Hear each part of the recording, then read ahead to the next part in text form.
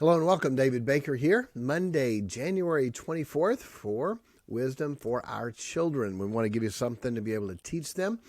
Great lesson this week, so important for our children, on what Solomon taught his son about being a fool.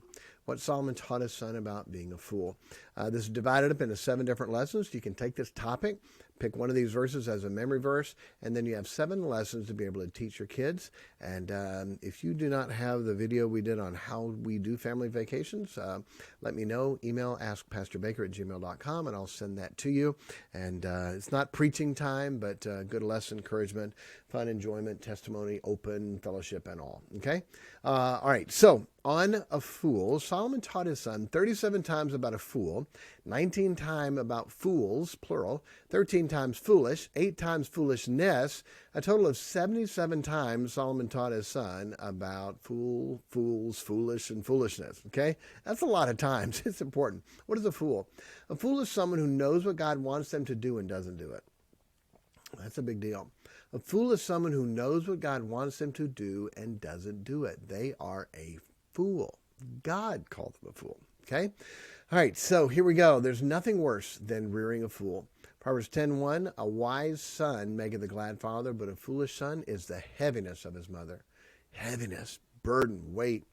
Proverbs 15:20, a wise son maketh a glad father, but a foolish man despiseth his mother. Foolish man despiseth his mother. Wise son, boy, is going to make people glad. Proverbs 19:13, a foolish son is a calamity of his father. Proverbs 17:21, he that begetteth a fool doeth it to his sorrow. Wow, the father of a fool has no joy. Boy, if you rear a fool, it's going to be sorrow, no joy. Proverbs 17:25, a foolish son is a grief to his father, and bitterness to her that bear him. Hey, you want to be happy? Don't rear a fool, okay? That's gigantic. If we rear a fool, what that's going to be for our life, we shake our hand and go, what is going on? What are they doing? Why are they doing that? And so a big deal, parents, okay? Moms and dads realize, boy, I got to do everything I can to make sure that I do not raise a fool. All right, next, day 2. Fools are promoted with shame. Fools are promoted with shame. Proverbs 3:35, the wise shall inherit glory, but shame shall be the promotion of fools. Even fools get a promotion to what? To shame. Shame. Well, nobody likes to be shamed, but that's what a fool's going to get. That's what a fool's going to get. Talked to a guy today, good guy. He's doing, trying to do right now. Asked him, how many times have you been in jail, incarcerated, locked up? He said, a couple hundred. Couple hundred. Younger than I am. A couple hundred. Wow. What kind of a life is that? And boy, anytime you get locked up, get cuffed, the stripes, having to go to jail, boy, people see you, laugh at you, mock at you. It's in the paper. It's on the app. They see when you go to court. They look, they laugh. Shame is a promotion of fools. To teach your children that, son, if you don't become wise is someone who knows what God wants to do and doesn't do it. If you become a fool, you're going to get promoted to shame. That's what you'll be. Big deal. Day 3, get away from a fool. Proverbs 9:6, forsake the foolish and live. Go in the way of understanding. Proverbs 14:7, go from the presence of a foolish man when thou perceivest not in him the lips of knowledge. Listen to people. When you hear them talking foolish, you know what a fool is. Oh, they're talking foolish. Get away from them. Go from the presence of a foolish man when thou perceivest not in him the lips of knowledge. That's how big a deal this is. Forsake the foolish and live. Go in the way of understanding. Get away from them. It will be a mess for you when you see and recognize this person's a fool. Get away from them. And day 4, if you walk with a fool, you'll be destroyed along with them. Proverbs 13:20. He that walketh with wise men shall be wise, but a companion of fools shall be destroyed. You hang around with, I didn't do it. I was just around them. Yeah. The police call that accessory to a crime or an accomplice in the crime. And guess what? You're charged also, all right? That's a big deal. I didn't do anything. I talked to a guy and just got out of jail. He was home. He was on probation. Friend comes by. Hey, let's go riding around. No, I can't go. Oh, come on, please. All right. Hey, you want to drive? Sure. Hey, pull up over here. I got to get something. The guy ran in and ripped off the restaurant, stole the money, and got in the car. Go, man, go. What? Go, go, go. Guess what he is now?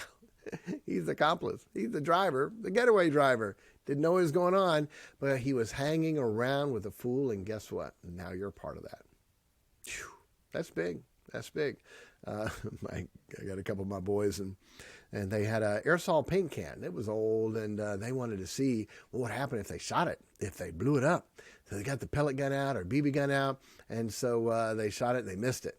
Got closer and shot it and missed it. Got closer, shot it and missed it. Got really close, so they knew they'd hit it this time, and boy, did they hit it. And the paint spray goes all over both of them. Guess who got in trouble? Both of them. The evidence was right there. Well, I didn't do it. But you got black paint all over your face. Guess what? No, you're right along with them. So if you want to guess which of my kids that was, so you can have fun and ask them, hey, was that you? Was that you?